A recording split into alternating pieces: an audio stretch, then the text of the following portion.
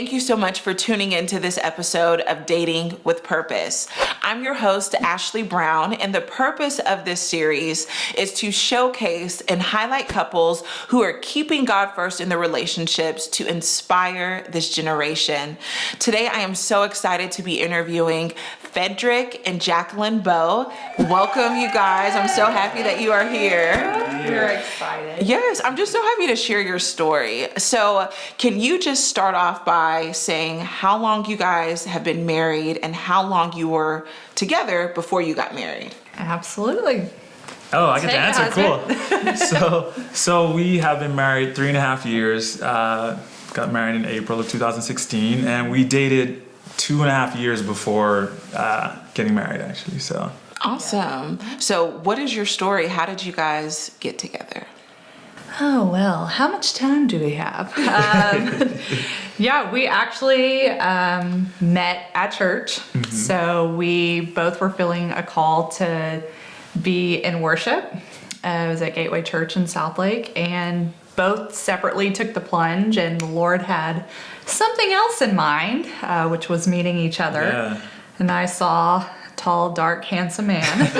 Definitely noticed him first, and kind of had to.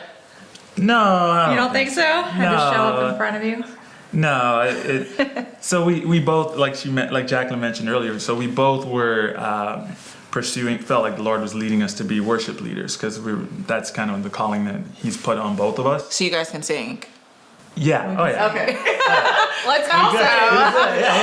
Yeah. We can sing. Yeah. So that's what the calling He had on us individually as we were pursuing our singleness and trying to be who we needed to be for that person we were praying for. So we decided to both go and join the worship process at Gateway, the church that we were at, and we both didn't want to join the choir, as she mentioned. We didn't want to do it because we were like, not my thing, but I'm glad we did, because I'm glad we did. If we didn't, we may not have met each other, and that's kind of that step of obedience led to a beautiful thing. Meeting each other, and just like every time we showed up for, it was like a Thursday night. Yeah. I knew I was going to see him, so it kind of was. Church makes it a little safe for the getting to know you process. Yeah. So there was a lot of parking lot chats. There's a lot of parking lot chats. The lights would go out, and I guess that was our signal. Yeah. Then we stayed the next hour still talking in the dark, but yeah. So go ahead. No, I was just saying, the interest was there. Yeah.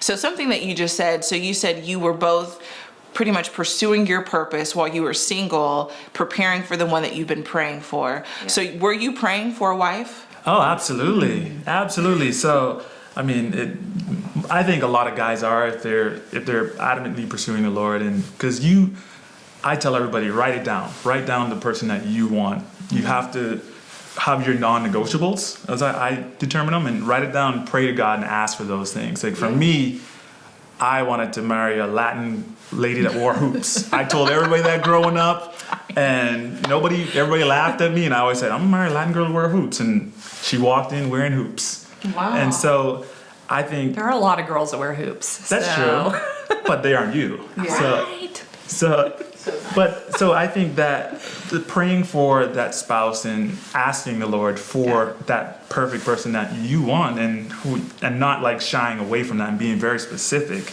is kind of the thing that I did personally, because I didn't want any lady. I wanted the right one. Yeah. I didn't want anyone. So I think that's amazing, and I just wanted you to elaborate on that statement, because I hear a lot of women wondering, where are the Christian men who are desiring marriage as well? So we know that there are plenty of Christian women who are waiting for God to send their spouse. So it's really encouraging to see that there are men that were praying and believing for their spouse as well. So what about you? Were you doing the same? Yeah, I mean, actually I was. I didn't meet Fedrick till I was 30, and so I was in a very unhealthy relationship in college, and the Lord was asking me to let it go, and you just keep on dipping in that well, and it just was very hard. And so I think I was around 24, and I just was like, okay, Lord, I want what you have for me, and I'm willing to walk away. I just didn't know I was going to be waiting that long. But I really was desperate for God. And so I felt like the more I walked with the Lord, the more my vision became clearer of the type of man God wanted to bring into my life. And it was like night and day of what I thought I wanted at 23 and what I wanted at 30. And I praise the Lord that He allowed me to journey alone, but I wasn't, because I was with Him, and get that clear vision. Because then, like Fedrick, I also wrote it down.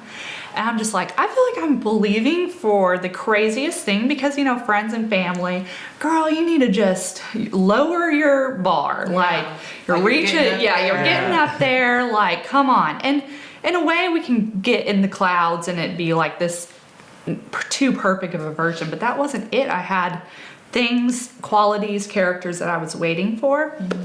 And what I loved about Fedrick when I met him was what meant so much to me, that he waited for me, meaning he wasn't even out dating the world to figure it out. He was truly confident in, no, I know who I'm waiting for. Wow. So it felt like when I met him, I'm like, wait, I was for real? alone in the Like, crowd.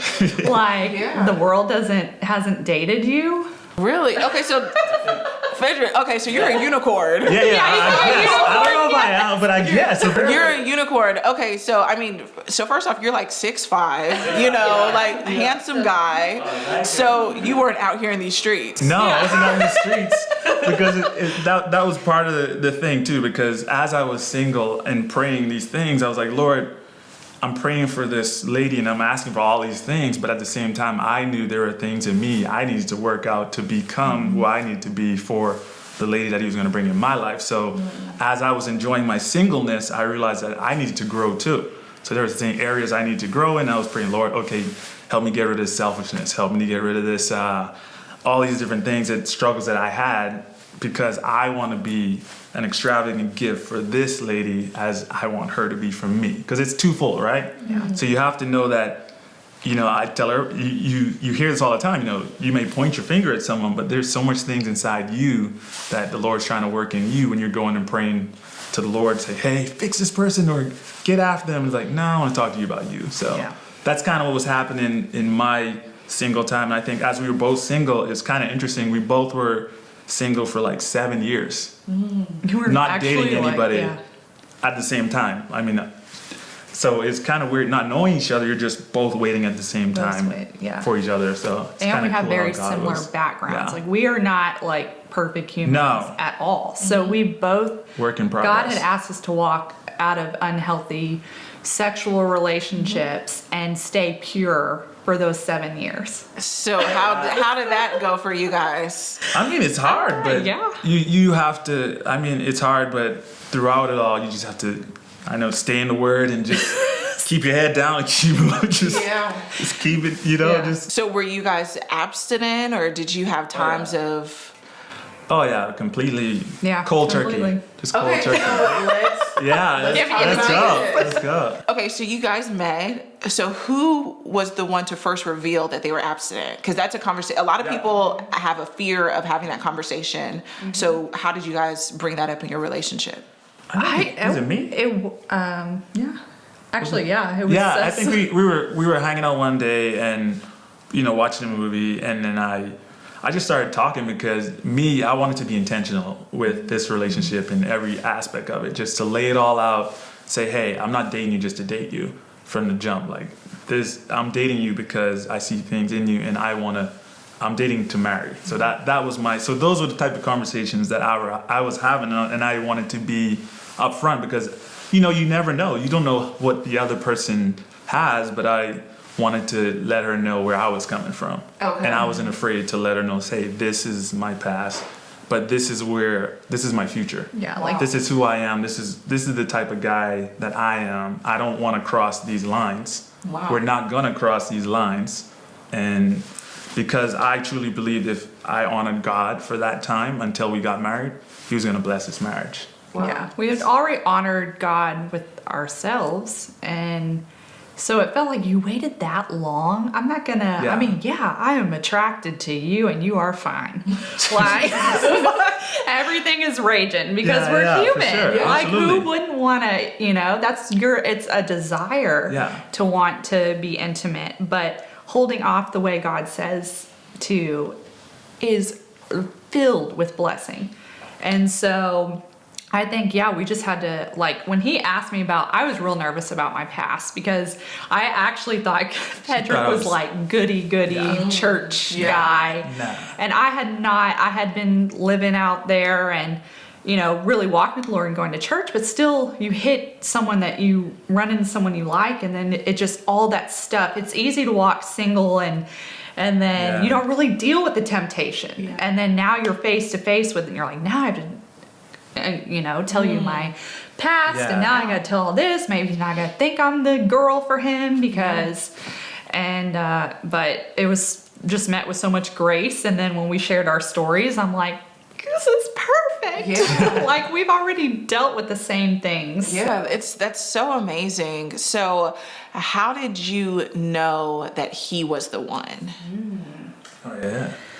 Actually, I didn't feel like he was. I think girls, we jump into the, oh my gosh, he is the one, and he has all the things, and but we walked through a major obstacle with my family not approving of us being together. So probably into the third month, we kind of hit that block, and it became less about us together and now fighting this kind of war.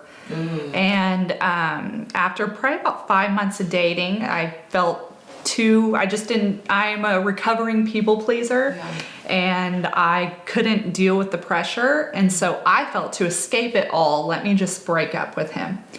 And so it was actually, we broke up for about 5 to 6 months, and 6 months. okay, you remember to the T. I got it. 6 months. 6 months, and it was in that space, that separation, that God really revealed to me that he was the one. Wow. And I saw it was just what was needed. He had some change in him, and not that there was anything crazy he needed to change. It's just like I felt like this man appeared. Yeah. Like he was in that secret place with the Lord. He was going after the Lord, but still believing for us to be together. Oh, so you still had hope. Yeah. Well, I honestly, during this time, I was like, Lord, either I'm going crazy or like I am not hearing you, because everything I'm writing down in my quiet time, you're saying she's the one. You're telling me all this stuff, but it looks nothing like it. So either you have to remove these feelings I have for her, or you have to make it happen. One of the two, because something has to give, because I can't go on like this. So that kind of was because I feel like you gotta have real prayers, right? You gotta keep it 100 with God and just say it how it is. And I think he handles that. I think he cherishes that. So those are the kind of prayers I was having in that moment. Say, Lord, I am going crazy because you're telling me she's the one, she's who you picked for me, but yet she's pushing me away. She don't want anything to do with me. And through all of that, I learned to just have we're all gifts from God, and just to be hands-off, open-handed. So I was open-handed with the relationship. I was like, Lord, whatever you want to do in this moment, I'm okay with. Yeah. My heart can heal, and all the rest of that can happen. So Yeah. So how has being an interracial marriage affected the relationship? Well, Because Fedrick, you're Bahamian. Bahamian, yeah. And Jaclyn, you're... I am Mexican and Caucasian. Okay. So how has that affected the relationship? I don't know. I honestly don't think. I think it's actually added to it, because we get. For us, it's become kind of like we live this interracial relationship, and we outward appearance. People see us, and they, we have a son now, so they see our son, and they wonder. He's so cute. Yeah, he is. So cute. He is, and they wonder. And sometimes they look at you, and they wonder, is that the dad? Is that the mom? Or they're trying. They're so confused by it. But I think it's an opportunity just to show people how we all can unite. Yeah. And that's the basis of our relationship, just unity. I feel like we've always been unified, and we always fought to guard our unity, regardless of whatever's going around, whatever thoughts, opinions people may have toward us, and we always just want to be unified. And even today, I mean, we feel like we're just an example of what's needed in this world today. As you know, there's so much people, in the body, in the church body, and even outward, just to see that unity and that, hey, people are people. We all, we love each other, and that's to show it. Yeah, I think when you're in an interracial relationship, I mean, for me, I mean, I'm just like, I love Fedrick, and that's like, I see him and I see a character, but I love his Bahamianness. I love being around the culture. I mean, it's brought so much spice to my life. And, but it's also at the same time, our unity and our interracialness has, thrown some, like a rock in a hornet's nest, and it's dug up some deep roots in my family that, people ignored for many, many, many years. Yeah. And so, actually my dad passed a year ago, and before he passed, he just asked for our forgiveness. Wow. In so many things. And he wasn't supportive originally. He wasn't supportive originally. And revealed so many hurts in his past that I don't even know if he knew was so buried in there. And it just brought such beauty for ashes to walk through. It was so worth it, because I feel like our unity has set up something generationally, so that our kids won't have to deal with. Yeah, for sure. But having kids, brings on a whole new aspect to just what their perceptions and what they think, but it's provoked a really amazing conversation, and I think that's what it's all about. So. Yeah. And just speaking of generationally, are both of your parents still together? Well, my parents were, up until a year ago. But my parents are, yes. Yeah. They are. So would you say that you had healthy examples of what a thriving marriage would look like, if it's with your parents or just other couples that you experienced growing up? Yeah, I'd say, I have. I mean, my parents are still married, and I mean, I think every relationship has your good and your bad. There's things you, as kids, since those are my parents, you say, I'm gonna take X, Y, Z. I mean, I'll take A and B, but I'll take X. With parents, you just have that kind of thing where you take from. But they've been awesome examples of a relationship, and they're two strong believers. They're two strong believers too. And I grew up in a heavy Christian home, and good examples of that. And just seeing how my dad treated my mom, it's kind of a lot of that's played into how I guess I treat Jaclyn and who I've become today. So. I think. I had a crazy family. No, I think my parents, they really did the best they could with and they stayed committed to each other through a lot of hardships, and kept showing up for each other. I think my dad did not get saved till I was around 20. Okay. And so I dealt with kind of that split of my mom being the spiritual leader, and my dad, he had some bomb sandwiches when I got home from church, but he did not attend church. So I didn't, grow up with that example of what a godly leader looks like from a male in the family.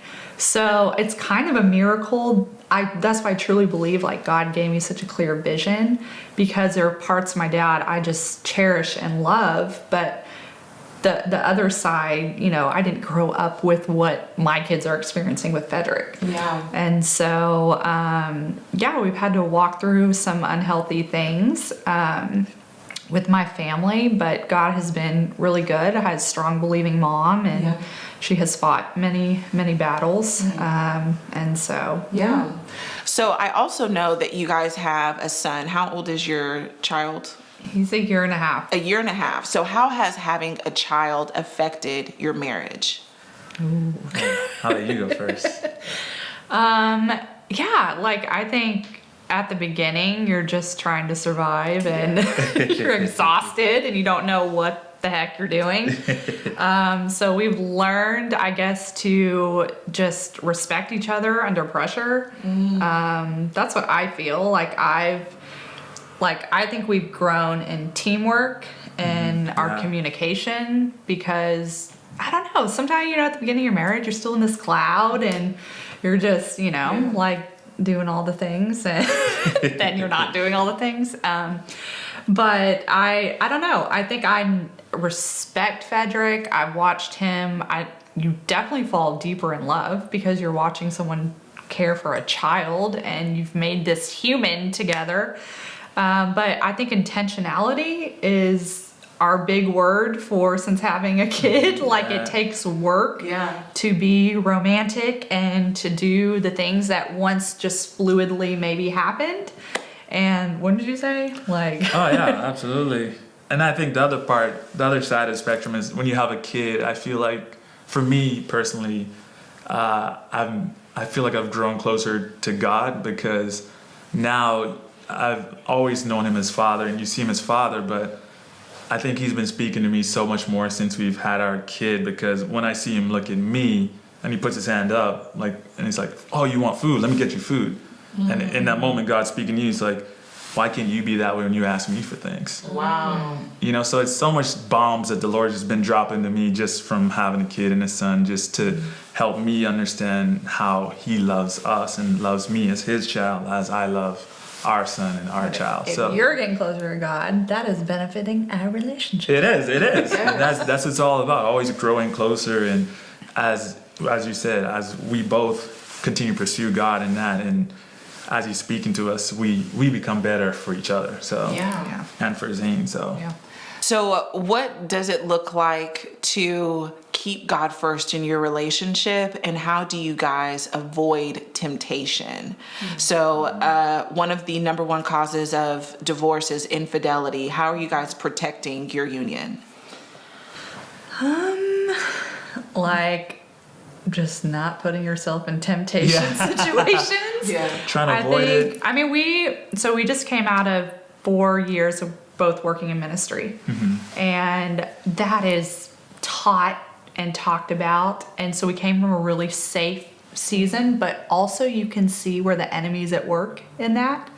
And it doesn't start with just blown out, here I am, I'm in an affair. Yeah. Like, it's a tiny conversation. It's a tiny little intimate moment. It's like confiding in someone. And so I think what we have always talked about is, what are the kind of conversations we're happening? I'm at home now, so it's a little bit different, but it's like with coworkers, like, just make sure I feel like as a woman, you're more like, just make sure you're aware. Mm-hmm. Not everyone has your best interest. It's all optics. It's all optics, because now I'm back in the I forget how you say it. Workforce. Yeah. I was like, what's the word? Back in the marketplace.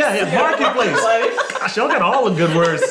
Gosh, I wish I'd think of that. But anyway, I'm back to the marketplace now. So you're so used to just being around people that have this similar mindset, and they won't cross those boundaries, right? But you don't know. Now in the marketplace, you don't know what said person, their real intention is. Or you may assume that this is just a straight, they'll never go there, but they may try to cross those boundaries. So it's just optics, always being aware. And I think for us, it's having good open communication, just constantly talking, constantly staying in the word. I mean, you got to make sure you stay prayed up, because the enemy just trying to come after you. Just stay prayed up, stay worshiping, and just not think that the grass is green on the other side. Like, just knowing what you have and knowing that you have the best, and appreciate it, and continuing to date each other every day. I think that's the main goal. Like, not letting it get stale, but continuing to pursue. Just because I put a ring on her finger don't mean the pursuit stops. So you have to continue to pursue, and with kids you got to get creative in the pursuit, because you have to turn into strategic thinker, with that kind of stuff. And we also live in a 1-bedroom apartment. And so you got to get real creative. Really strategic. Again, Yes. Well, thank you so much for sharing that. And I know you guys have your own YouTube channel where you show like behind the scenes of your journey and your adorable son. So if people want to tune in and just see more of you, what is your YouTube? Oh man. Well, you can look us up, just Fedrick and Jaclyn Bow Okay. on YouTube. Yep. So, All right. yeah. And I will have it linked below in the description box so you guys can subscribe to them as well. But thank you everyone so much for tuning in. If you are enjoying this series, please hit the thumbs up, subscribe, and share it with a friend. Have a great day.